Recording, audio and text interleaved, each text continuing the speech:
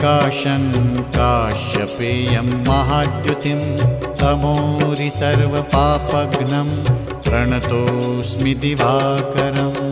ॐ ह्रां ह्रीं ह्रौं सः सूर्याय नमः।